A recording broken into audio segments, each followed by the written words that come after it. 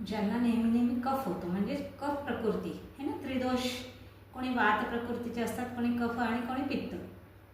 मग कफ प्रकृतीवाल्यांसाठी एक खूप छान आपण बघत आहोत. ही जी क्रिया आहे प्राणायामासारखीच आहे ही क्रिया, परंतु ह्याच्यामध्ये स्पेशली आपलं जे रिस्पिरेटरी सिस्टीम आहे ते मजबूत. कारण काय आहे की ते वीक आहे.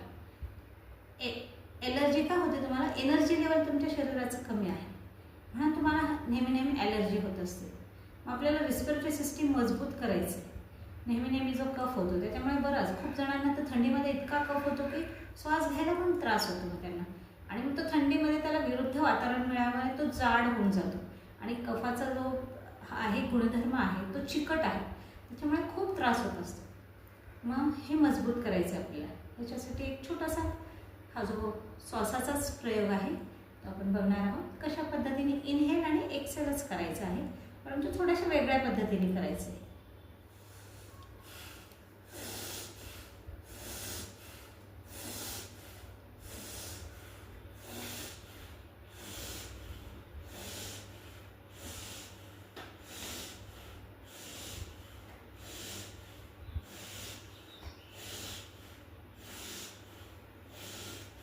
मग किती वेळेस करायचं?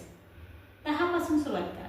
हळूहळू आपोआप तुमचा स्टॅमिना वाढेल, रोगप्रतिकारक शक्ती वाढेल आणि मग 20-25 पर्यंत, कमीत कमी आपल्याला 30-30, 40-40 पर्यंत एका वेळेस करायचं. रिकाम्या पोटी करायचं आहे, कारण की हा प्राणायामाचाच प्रकार आहे.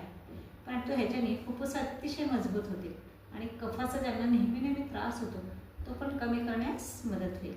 आवडला असेल तर नक्कीच लाईक करा, शेअर करा, सबस्क्राईब करा, पुढे पाठवा. भेटूया पुढच्या व्हिडिओमध्ये.